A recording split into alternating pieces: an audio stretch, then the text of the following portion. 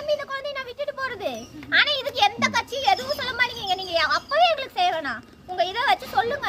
இந்த மாதிரி நாங்க அதிகாரிகளை வச்சு தூட்டப்படுத்துவோம்.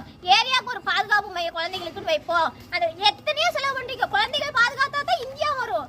எதுவுமே இல்லாத எதிர்காலத்தை வச்சுட்டு நீங்க யாரை வச்சு ஆட்சி பண்ணுவீங்க? சொல்லுங்க. குழந்தைகள் இல்லாத எதிர்காலம் வச்சு எந்த ஆட்சி நீங்க நடத்த முடியும்? ஒண்ணுமே ரொம்ப நல்ல விஷயம். நாங்கள் பாப்பா நான் இதை டைரக்டாக அண்ணாமலை இடத்துல நான் எடுத்துக்கொண்டு போய் சொல்லுவோம். ஏன் கேள்வி? எனக்கு இலவசம் வேண்டாம். எந்த இலவசமும் வேண்டாம். எங்களுக்கு வேலை வாய்ப்பு